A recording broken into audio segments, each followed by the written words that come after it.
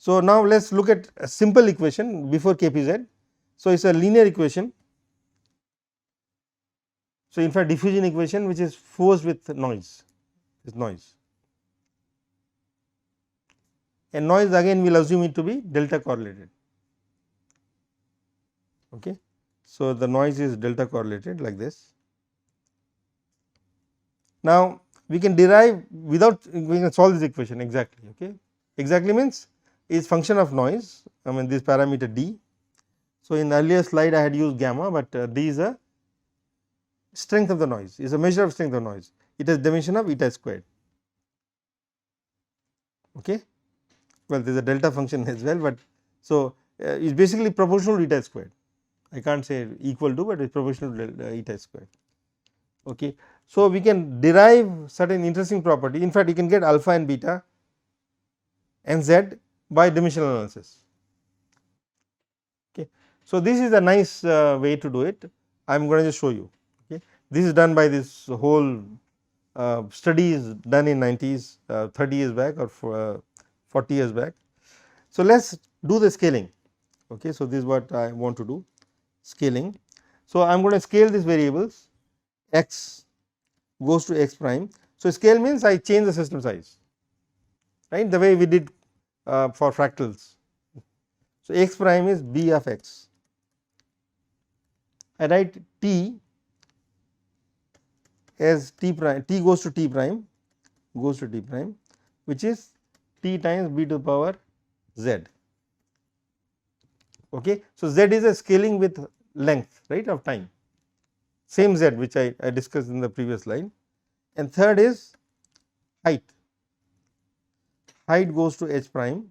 So, I have two systems where I one is scaled, h prime equal to h to the h times b to the power alpha. Okay. So, I am just going to make this change a variable, scale variable. So, we rewrite this equation, h equation, in terms of h prime. So, let me just rewrite this for h prime. So, I should get the same equation, no? If I so my equation should not depend on what is the box size, right, how I scaled it. So, it should be the same equation. So, d h prime by dt prime equal to nu Laplacian h prime, as let us assume nu to be unchanged, nu can change, okay, but let us assume it to be unchanged, plus eta prime.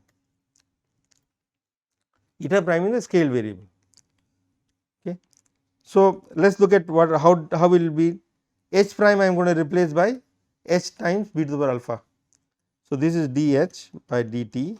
So, I will get b to the power alpha, and t prime is t times b to the z, but it is below in the denominator. So, it becomes b minus z, correct, it is just straightforward. What happens to the next one?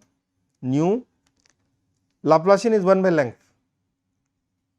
So, it is going to be b to the power minus 2, h is alpha. So, this becomes Laplacian h plus, now eta is bit involved. So, I am going to use scale variable for eta. So, eta prime x prime t. So, x prime is, remember, scaled. So, I am going to write this as bx, x prime, no, it is a scale variable b, and this will be b to the power alpha b to the z t. Okay. And next is eta prime b x prime, x bar is I am replacing x prime, b to the power z t prime, that. So, 2 d, okay. D also we will assume it to be okay. So, let us see how it scales. So, delta will be, so it has dimension of 1 by length. So, by the way, this is going to be d del d b x prime minus b x minus b x prime, right. I replace x by b x, and delta b z t minus b z t prime. So, what does it look like? 2 d. Now, this delta function also will give you some dimensions, right. So, what is the delta b x in terms of delta x, exactly, very good. So, delta x by b, thank you, right. So, this for 1 d, but in d dimension is going to be b to the power minus d, and for this I will get minus z, right, minus z will come below, and delta x minus x prime, delta t minus t prime, x minus x bar, sorry, x minus x bar, t minus t bar. So, prime so this x bar is a new position in the same height, same length, but prime is my scale variable. So, my d, so these my new d's, okay. So, eta prime, so this is so my eta prime variable, eta prime squared, okay, magnitude of eta prime, how does it change with scale? So, eta prime, this is the coefficient, no. So, is d b to the power minus z minus d minus z, it will go like that, correct. I mean just comparing that this term, earlier system in terms of x it was 2d, but now I got a new factor. So, eta prime will be square root of this, correct, yes or no. So, I get a prefactor b to the power minus d by 2 minus z by 2 times eta, okay. So, this is my new equation.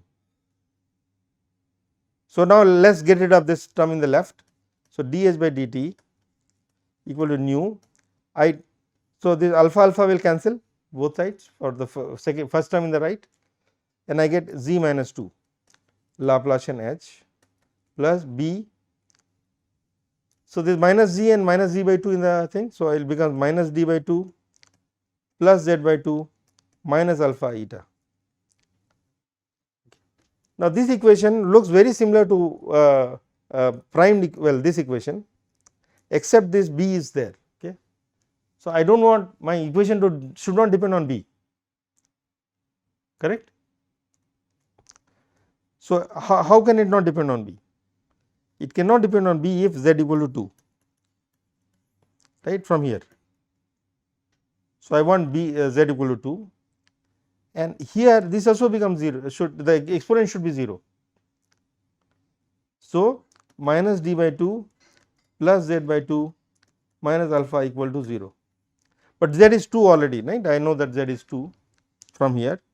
So, minus d by 2 plus 1 minus alpha is 0.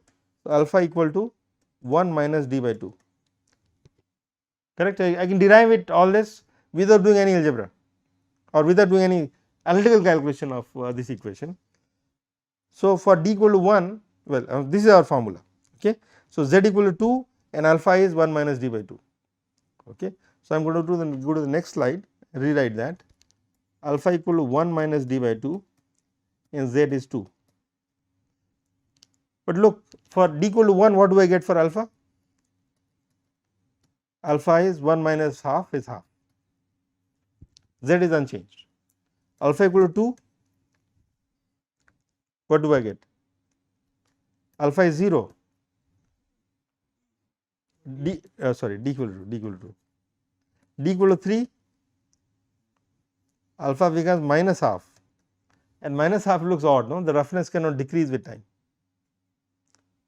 So, alpha is the roughness, right. So, width was L to the power alpha. So, if if I increase the system size, my roughness should increase. So, if it is negative, then it will decrease with L. If I take large enough L, then my roughness will become constant, it will not change with L, it will be flat, which is wrong. So, this equation is not working well for d equal to 2 and 3, okay. Well, 2 is okay possibly. So, 0 means it could be log, it could be log of L is possible for width. Log of L has 0 dependence, no? I mean this is standard thing, but this is does not look good, but d equal to 1 half is okay. So, it turns out this system is good for some 1D systems, this equation is called Edward Wilkinson equation. So, alpha is half is okay, and I can write z is equal to alpha by beta, which is halved by 2 is 1/4. Okay. So, Edward Wilkinson equation is good for some systems. In fact, it is very nice, easy to do this analysis. But please keep in mind the nu was not renormalized. There is no nonlinear term, so we do not expect nu to change, and d also does not change. D as a number remains number. Okay. So, these are not normalized equation, these are basically free equation, and we get okay, we get some reasonable number, and it has exact solution which you can look at the book. We can solve it by Fourier transform, and you can see that here t is L to the power squared, no, x minus x prime is like length. So, z equal to 2 is seen from here, and if I put d as 1, then h squared goes as L, right, x minus x prime is like length. So, if I take square root, I get half, right, h is L to the power half.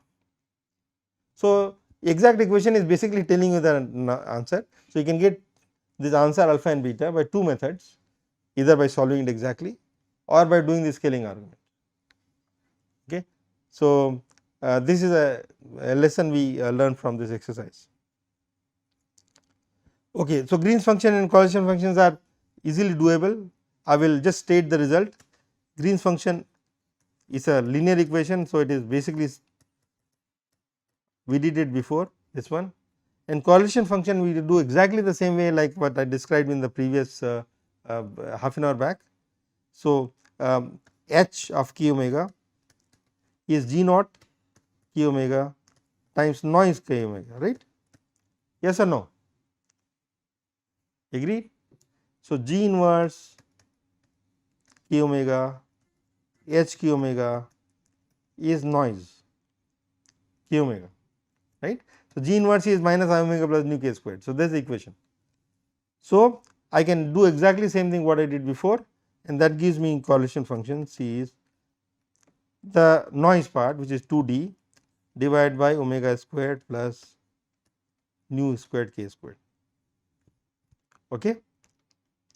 So, this is exactly same as what I did before for Martin CGR Rose formalism. So, differential equation has certain merit, we can easily derive the formulas. Okay. So, I think this so Edward Wilkinson equation is solved by this method. So, there is more activity at different sites. So, you are dropping more and more particles at different sites. So, there will be more particle coming so there will be more variations with length. Imagine that yeah. So, more activity. So, basically in statistical physics we normally find that fluctuations should increase with box size, right. So, if you have more people, then more variance in income, more variance in height. So, that is a general paradigm which is assumed in statistical physics, and I am talking in that same manner. Like entropy is per particle is constant, but entropy increases with the system size. So, the roughness is like that thing is you cannot get entropy go to 0 with system size increasing.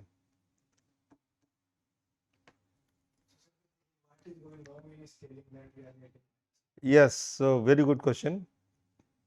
So, we need to bring in some real physics. So, some nonlinear term has to be introduced, and that is what people did, and that equation is KPZ equation. Okay. So, I am going to describe that now. So, in d equal to 2 we will get a reasonable answer, d greater than 2. We will not get negative, we will get a good answer.